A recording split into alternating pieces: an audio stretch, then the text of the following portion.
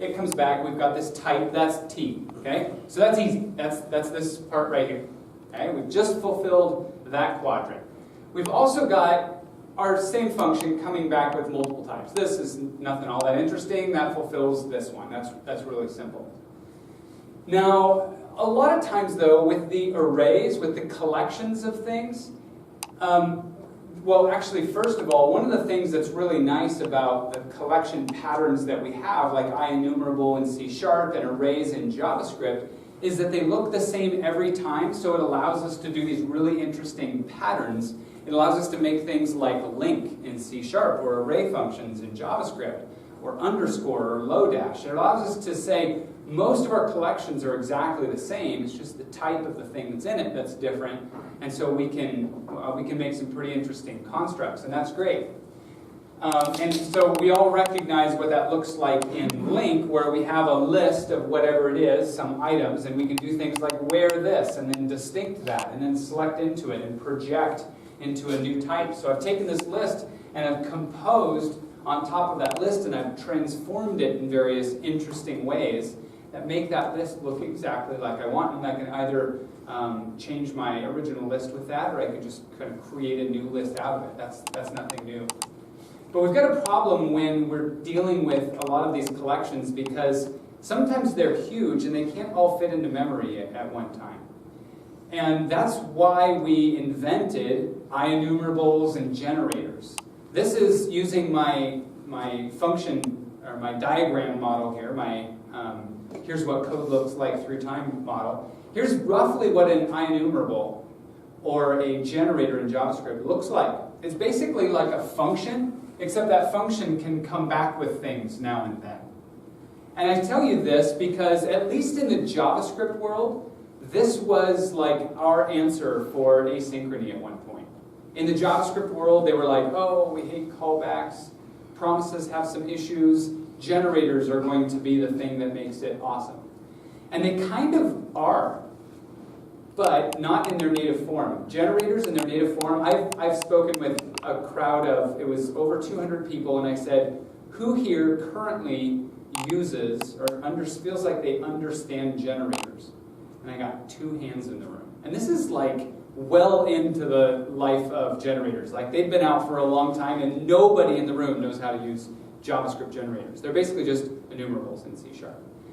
And so in their native form, they're just not intuitive as a solution to asynchrony. And so they're not going to fill that spot in JavaScript. They kind of don't need to fill that spot in C#, because the C# people were like, why wouldn't I just not use async await? It's wonderful. Of course. Okay, but I tell you that because for a while that was the kind of the JavaScript reason of method. Now, async await makes for some pretty elegant patterns, am I right? I mean, this looks pretty nice. It looks kind of like this. I call something, and I essentially get back immediately. It comes back, and I've got my code. I've recaptured this space here. This is my time. And at the same time, something else is happening, but I don't really care. And then when it comes back, when it finishes, then this thing, this placeholder, is ready for me. In the case of C#, it's a task of type T. And in the case of JavaScript, it's a promise of type T, kind of. And so that's one way that they work. You could also visualize them coming back. You could call multiple, and it might look something like this. Bam, I'm ready to do this code, and I'm cooking, and these haven't even all fulfilled yet. But rest assured that when they do, their subsequent block of code, their kind of callback, is going to run, and all the timing is going to work out right, and yet I'm left with this really sensible coding structure that looks like imperative code. And yet I've created a really cool structure. So this is awesome, okay? This is great. And by the way, in JavaScript now, we have async await. And in Node.js, we have async await. They're now in the default versions of Node.js and in a lot of browsers now. So it's wonderful because the whole world has async await, assuming the whole world uses either C# or JavaScript. All right, so there we go. We just fulfilled that square, that section of the quadrant. But now we got to move into the meat of it. Now we got to ask ourselves, what goes in the northeast quadrant? Well, is it, I'm proposing, I'm not stating, I'm interrogating, is it a task of array? A task of type array? Like if I do an async await and it returns to me an array, does that work? The answer is no. That's scalar still. It's not vector, even though the payload is vector. So like when I come back from this one thing, I get a vector, I get a multiple, but it's still a scalar operation, so that doesn't work for us. Is it an array of type task? So do I create an array where the objects in the array are tasks? I've actually never done this in C#. Has anybody? And does it work? Yeah, it works.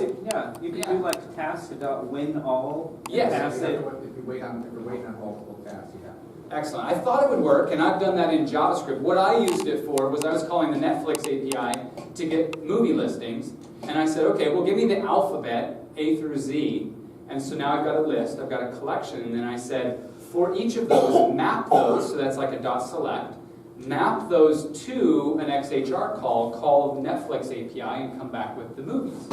And so then it populates, and when they're all here, when all, then I can move on. Then I can move on to my next step of code, but I basically transformed a list into a list of tasks. Just use wait all, otherwise your exception handling. Wait all? Okay. Exception handling doesn't work right away. Okay, excellent. Yeah, and there's some real problems with trying to fulfill that quadrant with this. First of all, they take a lot of babysitting. You've kind of got to build the lists, the arrays of things, and then you have to analyze the list of things. They're difficult to orchestrate the exceptions, just like you brought up. And it's difficult to handle the overall timing of your tasks and orchestrate them with each other, so to compose them with each other. So although it kind of works, this is what it looks like. You get back this thing, and then all of these tasks start fulfilling, or in JavaScript case, these promises start fulfilling. And then at the end, you get this indication that it's complete and you can move on. But it's not a good solution for that top right corner of the quadrant here. So what goes up there? Observables. Okay? That observables is kind of the, it is actually, it's capable of async. It's not by default async, but it can be. And it is certainly multiple. Okay? So that's where observables fit, and reactive extensions is an implementation of an observable pattern. It's a whole lot more than just that. So when you go, well, it's another implementation of an observable pattern. I mean, I've seen a number of these implementations, and to look at the implementation of one, they're really not that hard. Well, reactive extensions is a lot more than just the implementation of the observables. It's the collection of operators. So let's look at how observables actually help us. And we're going to be looking at these marble diagrams. And these marble diagrams now are still time on the x-axis here. The marbles represent different types of events. Okay, so because they're abstract, they could mean anything, but let's say these are keys on the keyboard. This is one key, this is another key, this is another key. Or maybe they are general events in a browser, and maybe one of them's a mouse down, one of them's a mouse up, one of them's a mouse move. Who knows? They could be absolutely anything you define, but they're different from each other as distinguished by the colors. Now, reactive extensions, like I said, is an implementation of observables. It has a number of good qualities, one of which it is composable. So you take multiple observables and you can put them together in a lot of different interesting ways. We'll see those, some of those ways, and that'll make it pretty clear, I think. Another good attribute of reactive extensions is that they are observables which are disposable. Meaning that whenever you create one, you can implement basically the destructor for it, and now whenever it's done, whenever it goes out of scope, it cleans up after itself. And if you've ever done kind of multi-layer event handling, you know that this handling of state starts to get kind of difficult. Like if you're doing in a mouse down or a mouse move event, you're looking to see if the mouse was down or up, and you want to do something different depending. Sometimes you have to remember that previous state and then save it in a variable and then compare it from last time.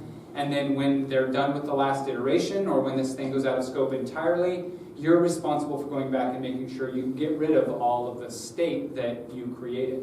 Whereas with reactive extensions, observables, you tell at one time how an observable gets cleaned up after, and then that happens at the appropriate time, even when it's kind of multi-layered. It's unopinionated. It's a very general framework that can be used for everything from mouse clicks to, as you'll see, I'll give you some examples, and you'll see that it's used for lots and lots of different stuff. It is cross-platform and full stack. So by cross-platform, I mean it's been implemented in a lot of different languages. I think more than that by now, but those are the ones that I picked out. So, I mean, Objective-C and Swift and Unity and Java, JavaScript, Ruby, C#, C, all kinds of different languages. That's wonderful. It's encouraging because even though I don't write all of those languages, I write very few of those languages, I'm glad to know that I'll be able to collaborate in a project with somebody who's working on a different piece of the project and is using a different language. And in fact, it's full stack only to indicate that it's good for like backend, like maybe your backend is in Java or C#, and your front end is in JavaScript or Unity. And you can use the same paradigm for handling streams, for handling observables on the back end as you do in the front end. Netflix is perhaps the biggest proponent of reactive extensions these days, and their favorite thing about it is the fact that their back-end developers are using the reactive extensions in Java, and their front-end developers are using reactive extensions in JavaScript, and they're able to move their assets, their human resources, back and forth between the two. So that's a really big benefit. So that's reactive extensions. Like I said, it is a good implementation of observable, but its real power is in its collection of operators. So we'll need to look at some of its operators. So first of all, an observable is a stream of events that happen at certain times, and the timing matters. So if you think about an Ienumerable, Ienumerables are really, they're like greedy regular expressions. They happen as fast as they can, right? They just happen as soon as move next is called, it does the next one. Whereas in an observable, you don't know when the user is going to click the mouse, but when he does, an event is fired, and then the next time he does it, maybe twice as long. And the fact that it was twice as long may be an interesting aspect of your program. In fact, the fact that it is that the timing matters, the way I'll say that is that there's a scheduler behind the entire thing. One of the nice things about that is that if you wanted to test your entire project, you could essentially record some UI and then speed that up 100 times and have your test framework replay an exact user scenario with everything happening in 100x time. Pretty interesting. You could just speed it up, and now relatively all of the events are happening with the same timing. Also, the order of things will matter when you start composing it with other events. It wouldn't make any sense at all if when you were, I didn't mean events, I meant streams. It wouldn't make any sense at all if you stacked streams on top of each other and everything in one stream happened after everything in the other stream. So there are 3 possible termination states. Sometimes they die gracefully, right here. Sometimes they die exceptionally. There's a problem. There's a problem or an exception. There's an error or something goes wrong and this stream ends.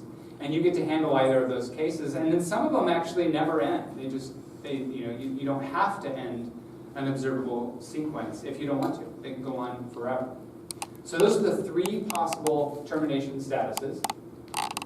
You can create them from scratch if you want, if you need, and sometimes you do. Like sometimes you want to create something that kicks every 3 seconds. And so you say, all right, give me a new observable at an interval of 3 seconds, and now you have yourself you've just created a clock, essentially. It doesn't really have an interesting payload. It doesn't even have a payload at all, really. It's kind of like a task of type null or something. But it is kicking. It is happening every 3 seconds. And so you can use that to kind of impose a clock on your system of things that's happening that doesn't have a clock. You can create ranges. So you can say, I just want all the numbers between 10 and 100 for some reason. That's not me. That's a bug. Sorry, that's a bug in the system. You can take any old thing and you can turn it into an observable by using just. Kind of like with a promise, you can take any old thing and you can wrap it. That's a JavaScript concept. I actually don't know the analogy in C#. Is there one? Can you wrap with a task? Yes. How do you do that, wrap? Is it task.fromResult? From result? Yep. Interesting. Thank you. You can also make a sequence just repeating the same exact value 42 times, and now you have an observable that will repeat that value 42 times. Now, keep in mind that this one is an asynchronous stream, because there's time between each of those kicks. This one, you're going to get 42 highs, one right after another, as quickly as your computer is capable of delivering them. And so it's not inherently asynchronous. In this case, it's synchronous, right? Now, usually, though, you want to create your observables from something else, from something you already have. So some of this is in JavaScript, as you can see with the naming convention here. Usually, the equivalent, if it makes sense, is the exact same thing, both in uppercase F. But where there's a convention, like in C# with link, we filter using where, so it uses where, and in JavaScript it uses filter. So it's kind of neat that it chooses the right thing, and I kind of mix and matched in my slide deck. I have some JavaScript and some C#. But here I have an array, 1, 2, 3, 4, 5, and I can turn that into an observable, and it does the right thing. It kicks with 1, and then 2, and then 3, and then 4, and then 5. Now once again, that's synchronous. It's not an asynchronous stream of 1, 2, 3, 4, 5. They'll happen as quickly as possible in that case. Or you want to create, in this case, an observable from a DOM event. So I'm going to click on a button in the DOM, and every time I click on it, I want an observable to kick. And I want to be able to subscribe to that observable. So I say, give me an observable from this button's click event. Notice that this is made for the DOM. It knows how to look at a DOM and get the onClick, the function that's the value for the onClick property of the myButton DOM element. It knows about the DOM there. So it wires that up, and now O is the observable that kicks every time the user clicks the button. And so I can now subscribe to O, and whenever they do, I can say clicked. They just clicked the button, and I'm now responding to that. Now with such a simple case, you go, man, I might as well just write an event. There's no reason for me to create an observable and then subscribe to the observable. And you're exactly right for such a simple case. But as you'll see in some of the examples, it's not always such a simple case. So let's look at a few operators, and this is where the marble diagrams come into play, and it really helps to understand what's going on with these streams. In JavaScript, we use the map operator for projection. What's the equivalent in C#? Select. .select with an uppercase S. That's right, same exact thing. Select is your means in C# of projecting, of taking a thing and turning it into another thing according to some function. In this case, my function is simply squarify the item. So I'm going to take each thing and squarify it. And so now the result of doing stream1.map is a new stream. The thing that is interesting about this is that this looks exactly like the array function map in JavaScript. And .select looks exactly like the link function, but it's not. Because the select link function operates on what type? Ienumerable. This one operates on observables. Okay? They just use the same names to match the way you're used to doing things. And so intuitively, it makes a lot of sense, and it's quite easy to learn. In fact, a lot of people call it link to events. It's a good way to think of it. You're just kind of linking to events. And the result of that is, in fact, an observable. So they're chainable, like we're used to.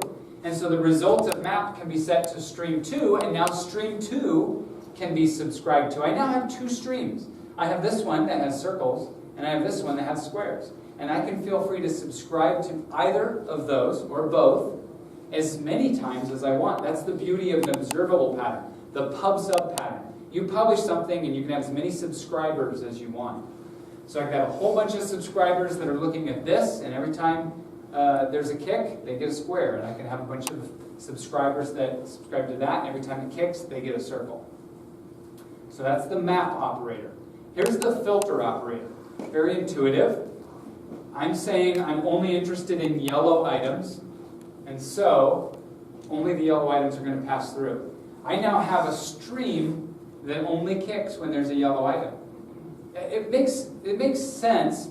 I mean, you could just create a function, and in that function say, if it's yellow, then do my thing. That's more imperative.